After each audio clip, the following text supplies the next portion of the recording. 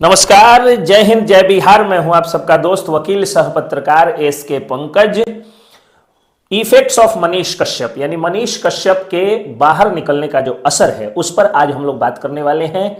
तो सबसे पहले तो मैं बता दूं कि मनीष कश्यप का अगर असर होता तो हम उसकी चर्चा करते। स्थिति तो यह है कि जिधर देखो उधर मनीष कश्यप का जलवा ही जलवा नजर आ रहा है। मनीष कश्यप लाइव है और आ करके हरिशंकर परसाई की एक किताब को उन्होंने कोट करते हुए उसका रेफरेंस देते हुए कहा कि इस समाज के बुद्धिजीवियों का मौन रहना समाज के लिए बहुत घातक होता है और समाज की बर्बादी के लिए, देश राष्ट्र की बर्बादी के लिए यहाँ के बुद्धिजीवी जिम्मेदार होते हैं। क्योंकि वो सारे बुद्धिजीवी कहाँ थे जब मेरे ऊपर अत्याचार हो रहा था। कोर्ट ने जो मेरे ऊपर एनएसए लगाया गया उसको निरस्त करके बता दिया कि एनएसए गलत था मेरे ऊपर, तो कोर्ट ने यह बताया, लेकिन समाज के वो बुद्धिजीवी कहाँ थे जिनको बताना चाहिए था। बुद्धिजीवी समाज अपनी जिम्मेदारियों से क्यों मुकर गया।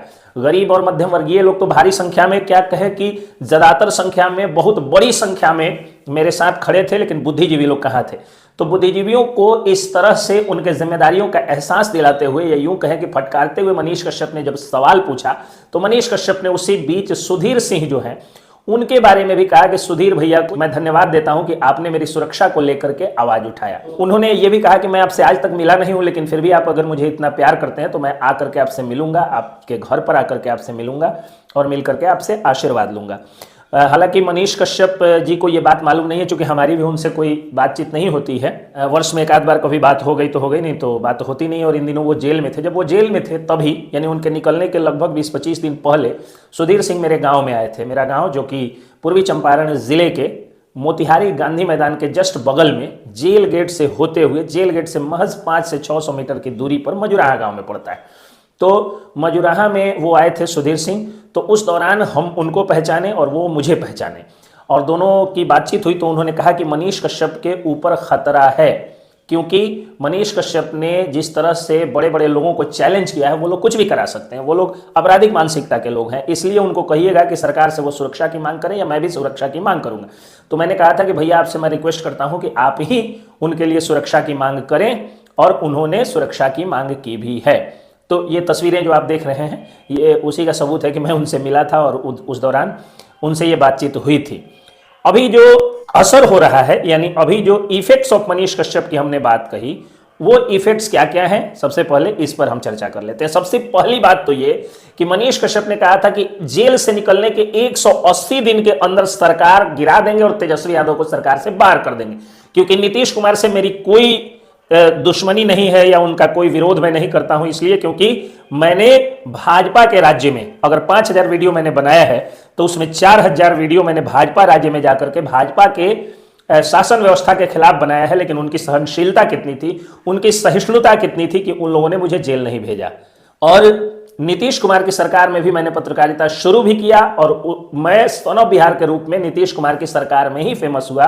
लेकिन नीतीश कुमार ने मेरे ऊपर कोई झूठा मुकदमा नहीं दर्ज कराया। क्या कारण है कि बिहार के जो नए युवराज हैं यानी तेजस्वी यादव, उन्हीं के आने के बाद मेरे ऊपर इस तरह से कार्रवाई की गई और इस तरह की वारदातें मेरे साथ हुई।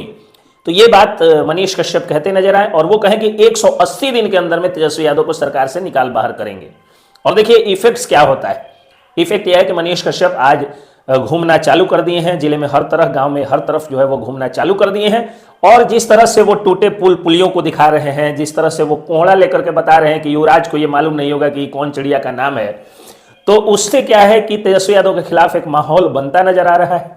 और इसका परिणाम क्या है, इफेक्ट्स कौन कहे कि जलवा क्या है, तो जलवा ये है कि आज ललन सिंह की नजदीकियां बढ़ गई हैं लालू परिवार से, जिसके कारण जो जदयू के राष्ट्रीय अध्यक्ष हैं उन्हीं का इस्तीफा हो सकता है, उन्हीं से इस्तीफा लिया जा सकता है या वो इस्तीफा दे सकते हैं।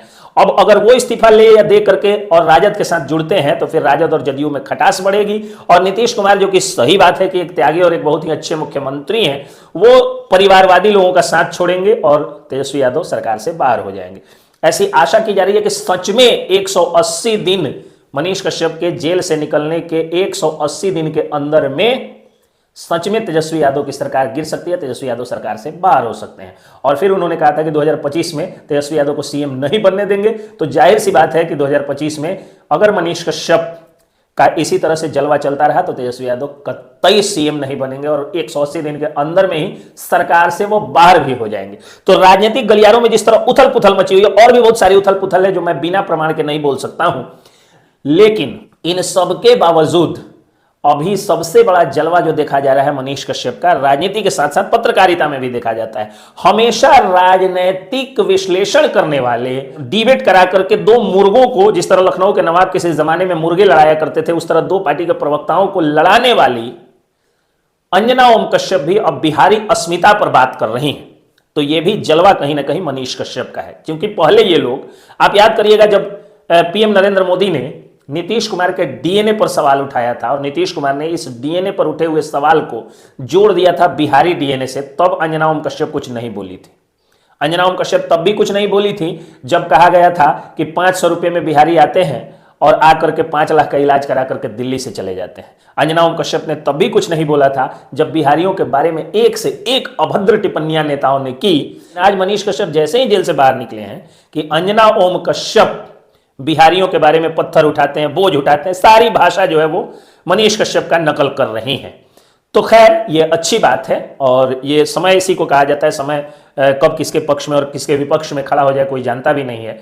ये वही मनीष कश्यप हैं जिनको आज तक का जो डिस्ट्रिक्ट कॉरेस्पॉन्डेंट होता था वो भी कहता था कि कोई मनीष कश्यप पत्रकार थोड़े हैं, वो तो यूट्यूबर है। और वो यूट्यूबर ही इतना बड़ा यूट्यूब का एक साम्राज्य स्थापित कर दिया यूट्यूब फेसबुक का कि आज उस यूट्यूबर को आप लोग पूजा कर रहे हैं और लाइन लग रहे हैं और अपॉइंटमेंट नहीं मिल रहा है कि आज तक पर, इंडिया टीवी पर, इंडिया न्यूज पर, एबीपी पर, न्यूज 18 पर, इन सबों पर वो इंटरव्यू दे, इसके लिए समय उन लोगों को नहीं मिल रहा है। कई सारे रिपोर्टर्स उनके इर्द गिर्द मनीष कश्यप का इंटरव्यू लेने के लिए उनके इर्द गिर्द जो है वो घूम रहे हैं। तो ये जलवा मनीष कश्यप का चल रहा है। रही बात यूट्यूबर होने की, तो मनीष कश्यप ने बहुत प्राउडली कह दिया और मनीष कश्यप ने जो वो दृश्य दिखाया था, उस दृश्य के बाद मुझे लगता है कि ईओयू या बिहार सरकार या सबको समझ लेना चाहिए कि मनीष कश्यप के इनकम जनरेशन का, जो इनकम उनका जनरेट होता है, जो रेवेन्यू जनरेट होता है, उसका वो सारे के सारे पैसे जो मनीष कश्यप के पास हैं वो सभी व्हाइट मनी है। और व्हाइट मनी इसलिए है क्योंकि देखिए आप लोग जो है वो कितना, अभी स्क्रीन पे आपको दिख रहा है, कितना सारा यूट्यूब का silver play button, gold play button उनके सामने दिख रहा है। तो इस हिसाब से जितने ये सिल्वर प्ले बटन दिख रहे हैं, सिल्वर प्ले बटन जब आ जाता है किसी व्यक्ति का, तो लगभग महीने में मिनिमम 15 से 20 हजार कोई खराब से खराब एकदम कम जानकार भी अगर कोई यूट्यूबर है तो उसको आ जाता है। तो अब इस लिहाज से अगर 10 सिल्वर बटन माने और मनीष कश्यप जैसा व्यक्ति, तो कम से कम 8 लाख रुपया 7 लाख रुपए का इनकम सिर्फ सिल्वर प्ले बटन वाले चैनल से आता है। उसके अलावा गोल्ड प्ले बटन है, उसके अलावा फेसबुक है, और ये सारे पैसे जो है वो भारत सरकार का जितना भी तरह का टैक्स है वो सब काट करके अकाउंट में आता है। तो ये भी उन्होंने खारिज कर दिया कि उनके ऊपर मतलब जो आर्थिक अपराधी होने का जो दाग लगाने की कोशिश की जा रही है वो भी उन्होंने खारिज कर दिया। तो जिधर देखिए उधर मनीष कश्यप का जलवा चल रहा है। मनीष कश्यप आगे क्या करेंगे वो भी आपको मैं बताऊंगा। फिलहाल ये जान लीजिए कि मनीष कश्यप का जो अपना इंजीनियर मनीष कश्यप नाम से जो उनका फेसबुक पेज है वो अब तक चालू नहीं हुआ है। उम्मीद की जा रही है कि आज से कल में वो भी चालू हो जाएगा, तब और जलवा बढ़ेगा, क्योंकि ये वही फेसबुक पेज है जिस पर इतने फॉलोअर्स हो गए थे कि भारत के इतिहास में सबसे ज्यादा फेसबुक पर फॉलो किया जाने वाला पत्रकार मनीष कश्यप बन गए थे। तो अभी वो भी चालू होने वाला है और अब तक मनीष कश्यप को चाहने वाले, उनके फैंस, उनके फॉलोअर्स, उनके वकील, उनके साथी पत्रकार, दोस्त, रिश्तेदार मिलने पहुंचे हैं।